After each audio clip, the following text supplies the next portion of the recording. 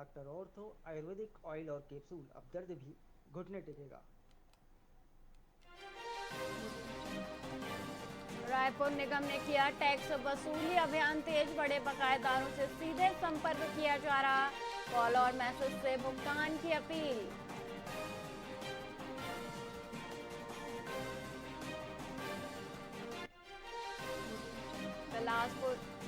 बिलासपुर जिला कोर्ट को फिर बम से उड़ाने की धमकी, डॉग स्क्वाड बम निरोधक दस्ते ने ली तलाशी, 3 महीने में तीसरी बार आया ईमेल।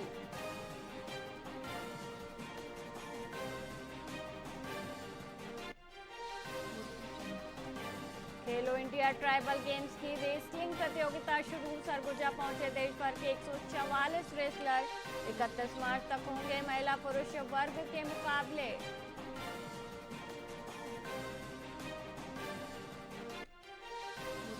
रायपुर में अग्निवीर भर्ती के लिए आवेदन प्रक्रिया जारी, 1 अप्रैल 2026 तक भर सकते हैं ऑनलाइन फॉर्म, आवेदन के लिए बनाई गई हेल्प डेस्क।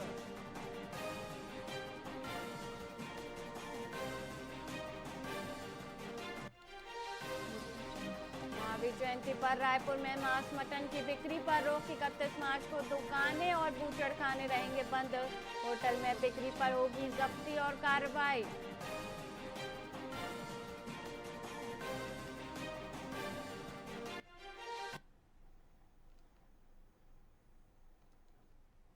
नमस्कार, आप देख रहे हैं वीआईपी न्यूज और मैं हूं वैशाली श्रीवास्तव। आइए रुक करते हैं खबरों की ओर।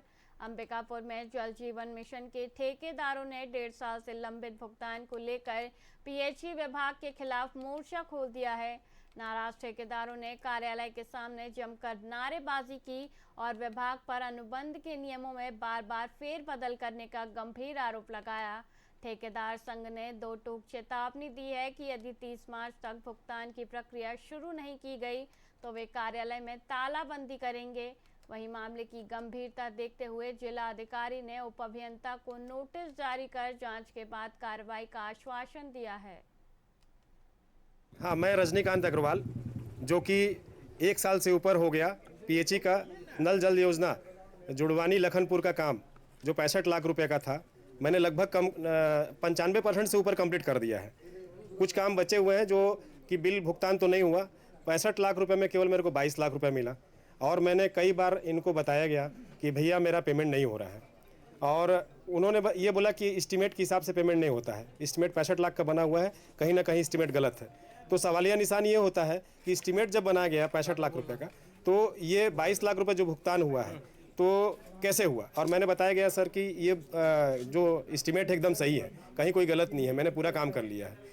हर जगह से प्रताड़ित होके हमको ये कदम उठाना पड़ रहा है कि अगर हमारा स्थिति एकदम बिगड़ गई है, हमारे पास घर चलाने के लिए पैसा नहीं है, तो अंतिम यही है कि मैंने अभी इनको दिया है, अगर ये सब कुछ अगर सही ढंग से नहीं हुआ तो 30 तारीख को मैं आत्मदाह के लिए मतलब उतारू हो गया कि मैं आत्मदाह करूंगा। आने वाले समय में धीरे धीरे हम लोग को इतना विभाग के द्वारा प्रताड़ित किया जा रहा है कि हम लोग आगे नहीं बढ़ पा रहे हैं, बिल्कुल पीछे चले जा रहे हैं और मानसिक स्थिति, शारीरिक, आर्थिक और सामाजिक स्थिति खराब होते चली जा रही है। भुगतान न होने की स्थिति में हम लोग बिल्कुल अंतिम स्थिति तक लड़ने के लिए तैयार हो चुके हैं।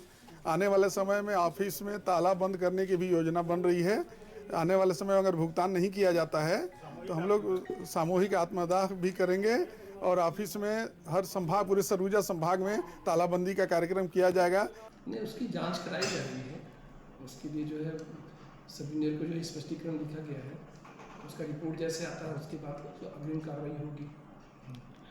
एक ठेकेदार किस तरीके से उसी संदर्भ में जो है जांच की जा रही है, वास्तविक स्थिति क्या है उसके लिए स्पष्टीकरण जारी किया गया है।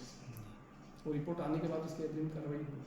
काम नहीं, काम फिजिकली जो है 70% से ऊपर हो गए हैं और 67 गाँव जो है हर घर जलपी हो गए हैं। बाकी बचे काम को कब तक पूरा करनी है? बाकी में कुछ पे सोर्स और मल्टी विलेज में 220 ग्राम है, तो मल्टी विलेज के काम जैसे देवटीकरा, सरका, आपका दरिमा, खैरबार, ये चालू होने पे जो 1 साल के अंदर जो है इनमें भी पानी चालू हो जाएंगे। दुर्ग पुलिस ने कैंप 2 में हुई चोरी के मामले में 2 मुख्य आरोपियों विवेक मिश्रा और एस जगन को एक अपचारी बालक के साथ गिरफ्तार किया है। मामला तब सामने आया जब प्रार्थिया विशाखापट्टनम से वापस लौटी और घर का ताला टूटा पाया। चोरों ने घर से एलईडी टीवी, होम थिएटर और चांदी के जेवर और पीतल के बर्तन पार कर दिए थे। वहीं पुलिस ने मुखबिरों की सूचना पर घेराबंदी कर आरोपियों को दबोचा और उनके कब्जे से 45,000 रुपये का 100% चोरी का सामान बरामद कर उन्हें जेल भेज दिया गया है।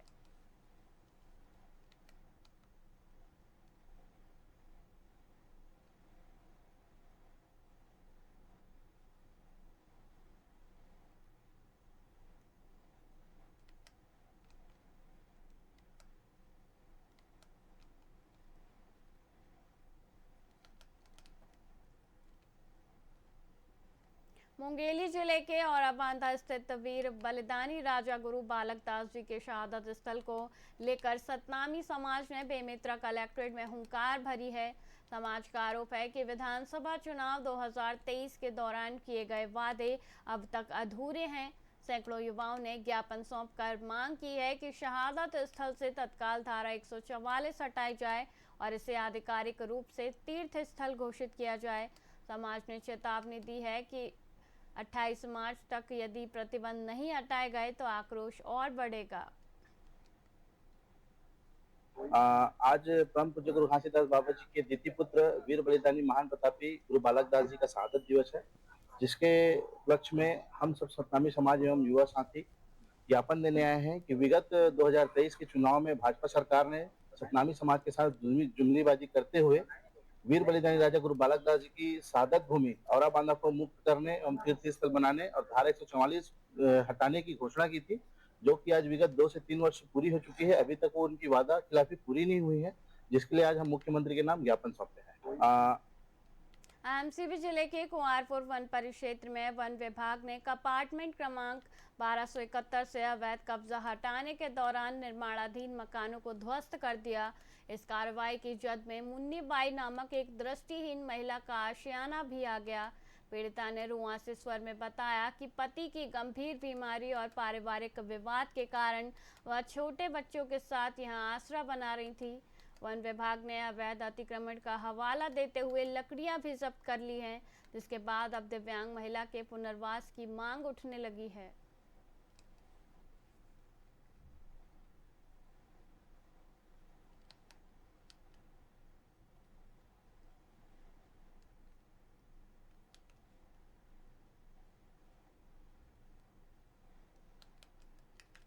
एमसीबी जिले के कुंवारपुर वन परिक्षेत्र में वन विभाग ने कंपार्टमेंट क्रमांक 1271 से अवैध कब्जा हटाने के दौरान निर्माणाधीन मकानों को ध्वस्त कर दिया।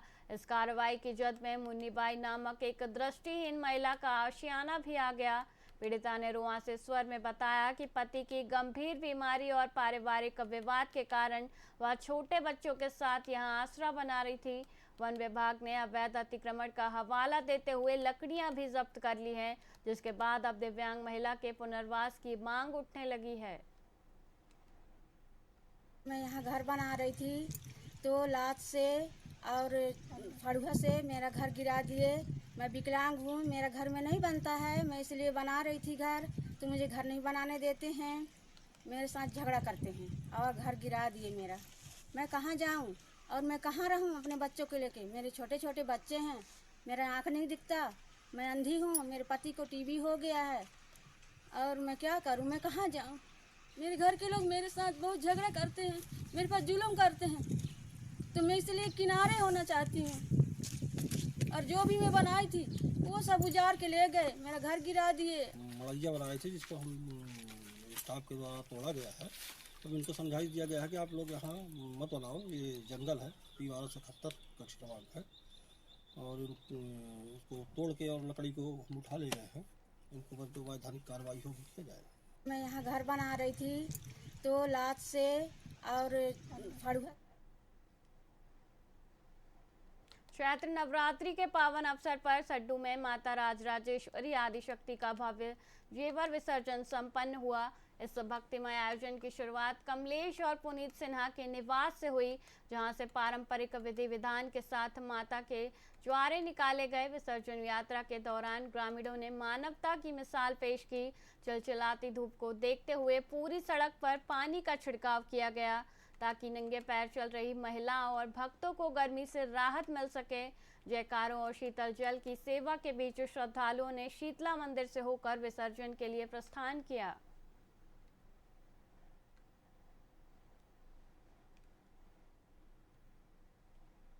फिलहाल के लिए इतना ही। मुझे दीजिए इजाजत। देखते रहिए VIP न्यूज़। नमस्कार।